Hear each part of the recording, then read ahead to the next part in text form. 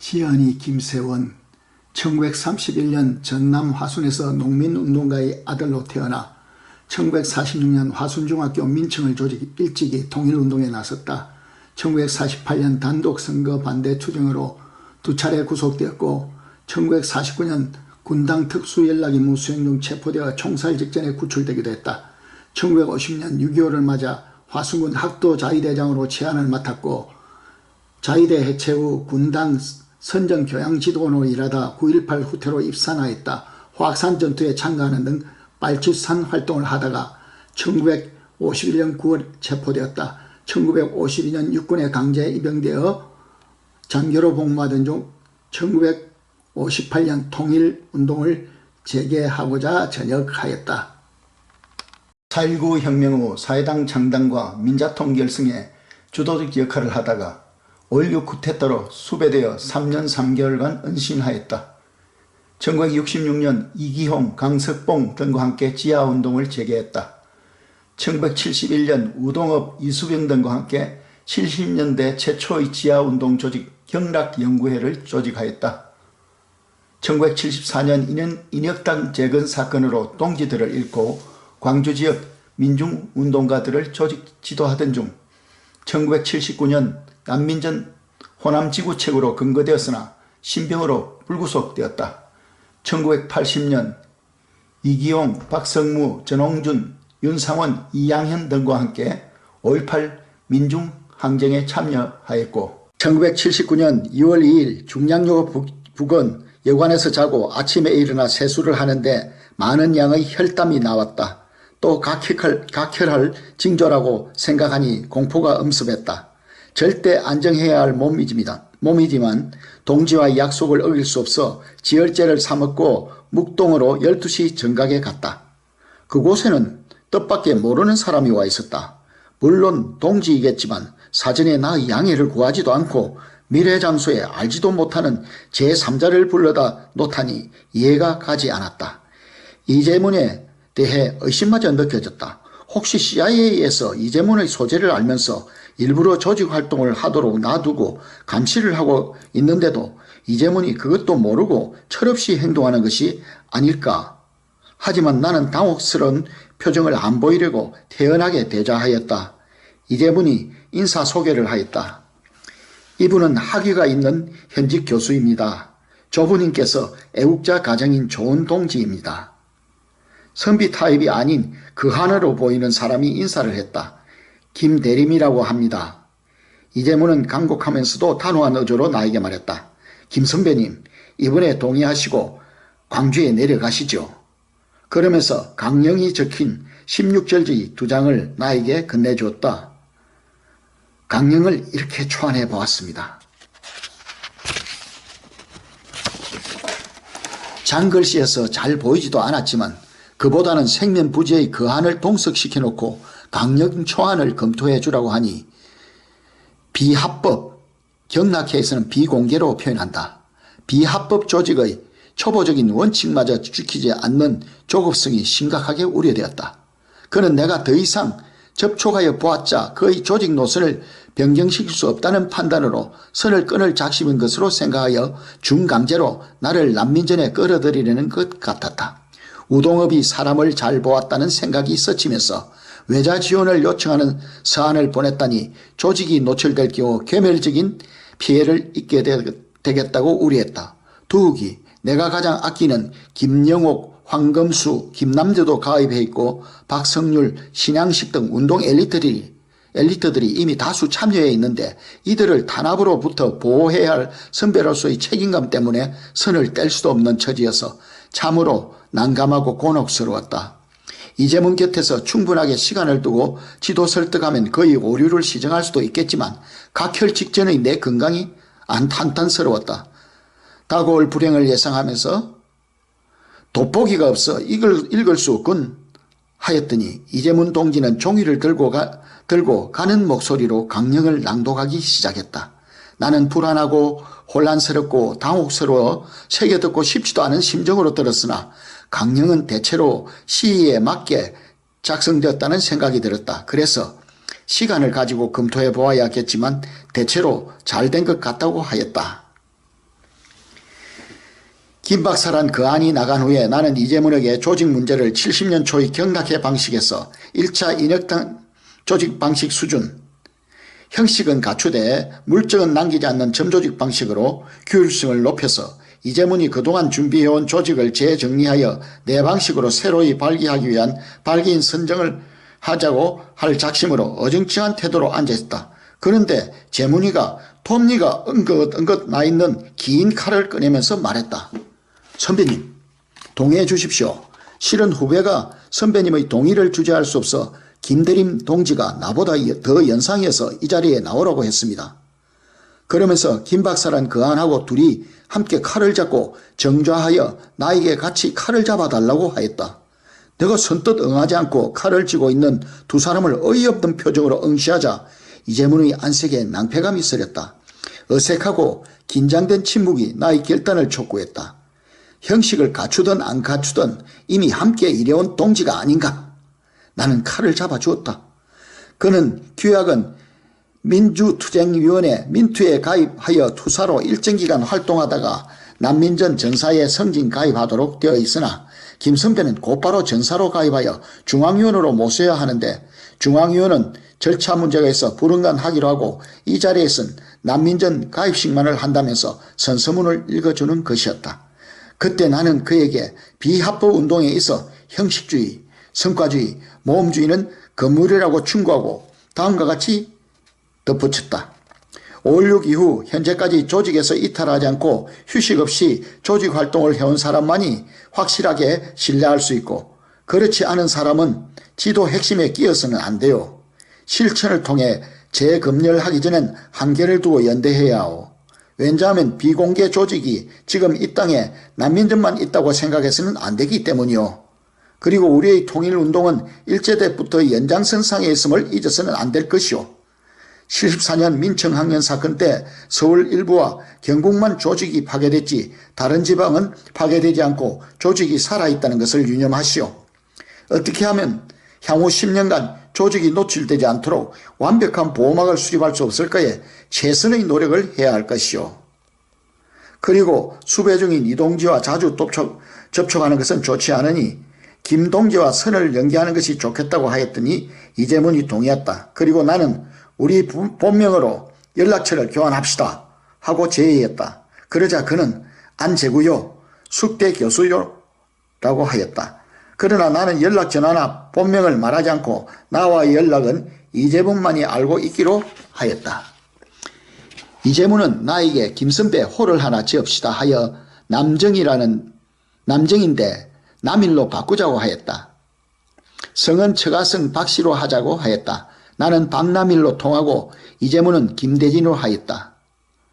김 사장, 이재문, 광주, 박 사장, 나 이렇게 각 호를 정하고 호남지역 책을 내가 맡기로 하고 광주로 내려왔다. 1979년 3월 초순 다시 상경하여 이재문을 만났다.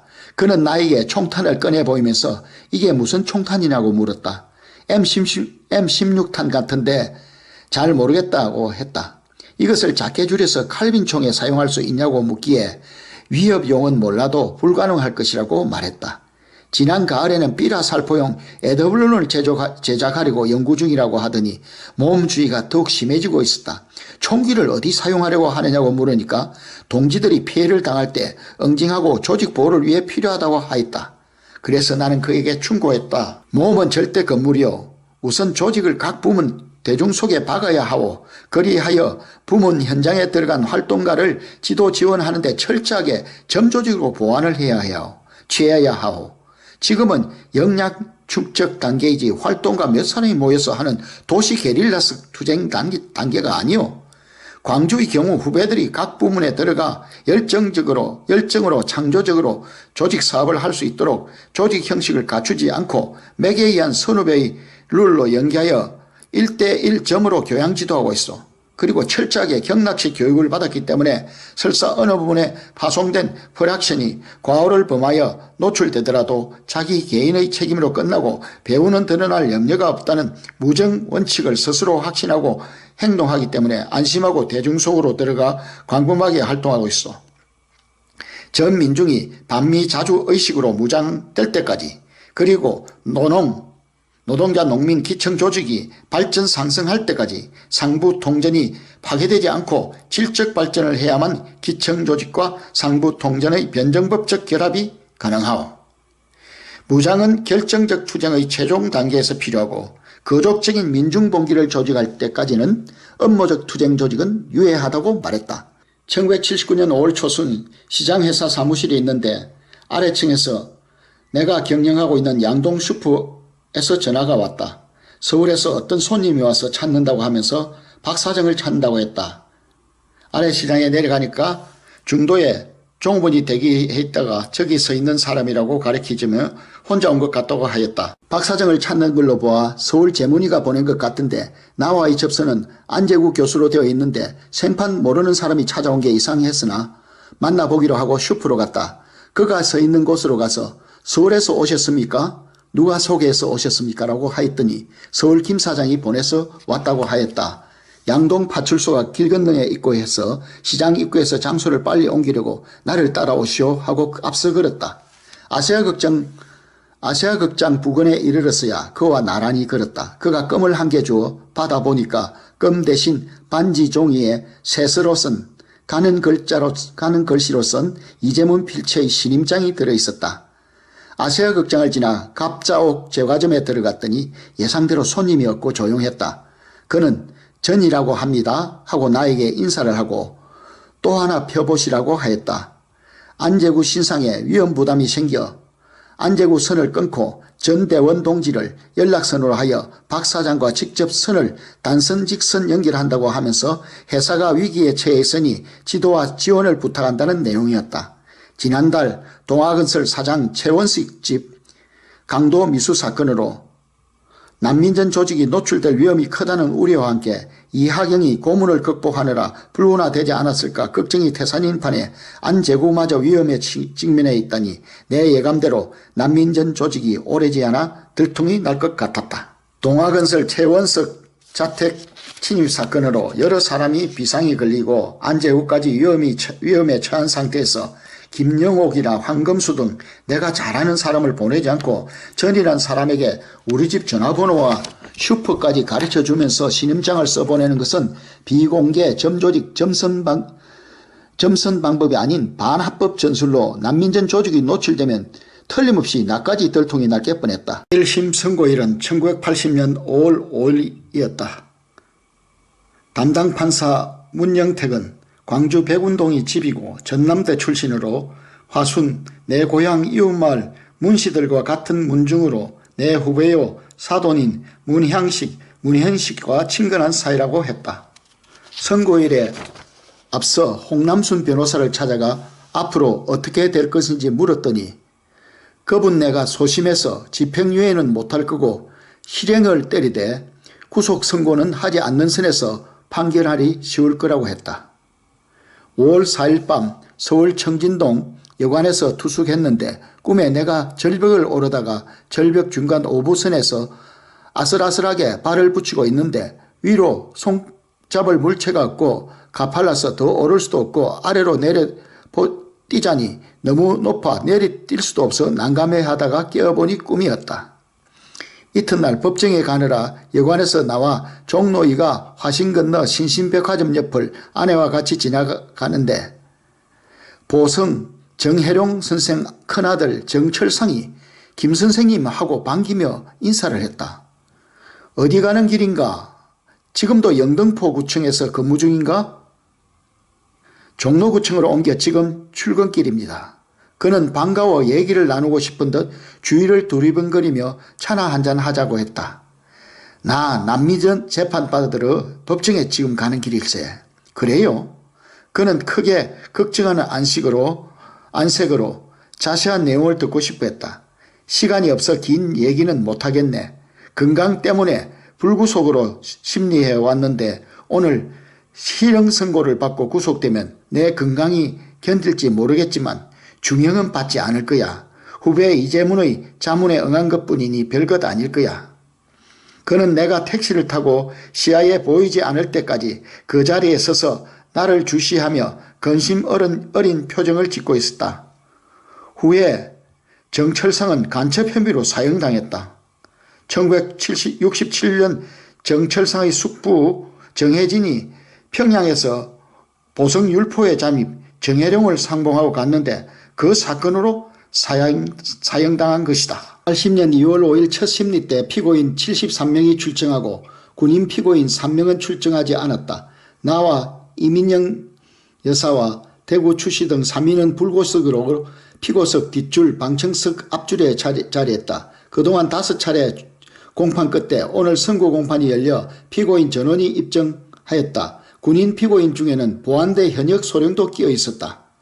1980년 5월 5일 징역 3년, 자격정지 3년의 실형이 선고되었다. 홍 변호사의 예견대로 구속선고는 하지 않았다. 항소심에서는 실형이 선고되면 구속선고가 없어도 법정 구속된다고 담당 이정호 변호사는 걱정하면서 2심 때는 자기는 자신할 수 없으니 더 유력한 변호사를 선임해보라고 했다. 불구속 결정 후 집으로 돌아와 통원 치료를 하면서 슈퍼를 매각하려고 여러 곳에 부탁을 했다. 점포나 슈퍼마켓 주식을 팔려고 해도 내가 사형이나 받을 사람으로 알고 눌러놓고 절반값도 안 친다는 것이었다. 나는 아직 재판 심리 중인 신분이라서 중환자로 처신해야 하지만 내가 시장에 나가서 구속당하지 않고 아무 일 없이 건재하다는 것을 보여주어야 했다. 시장에 나가 신협이사는 업무상 사의를 표하는 것이 도리이겠기에 대부 담당 부이사장직을 사임하겠다고 하였다. 그리고 돈이 급해서 출자금을 찾아버렸다. 출자금은 조합을 탈퇴해야만 찾을 수 있기 때문에 신협을 탈퇴해버렸다.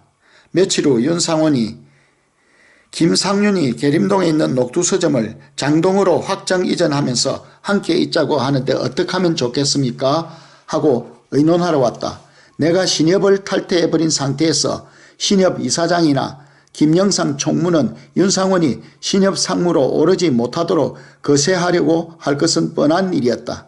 윤상원은 선고 공판일이 언제쯤일까요? 집행유예가 안 되면 어쩌지요? 하면서 내 신상을 매우 걱정하였다. 신협은 내 사건으로 분위기가 좋지 않았지만 서점에 가더라도 야학관계나 재정문제에 지장이 없을지 걱정했더니 서점을 크게 확장하고 상호도 바꾸어 개점하여 영업수익으로 해결될 것으로 생각한다고 상윤은 말했다. 나는 그동안 광주 지역 동지들과 1:1 점 형식의 접촉을 해왔기에 내가 이곳이 같은 우리 식구인데도 서로 모르고 지내게 될 것이고 더욱이 상동 하달의 중간 역할을 해온 이강 김정길이 난민전 사건으로 구속되어 있고 김상윤은 아직 동지관계 경락해 동지관계를 맹약하지 않은 선에서 대하고 있으니 앞으로 내 유고시에는 노동 쪽은 이양현과 협의하고 선배 쪽은 전 박사의 지도를 받으라고 하였다. 전홍준 박사. 결국 윤상원은 서점으로 가기 위해 신협을 그만두기로 하였다.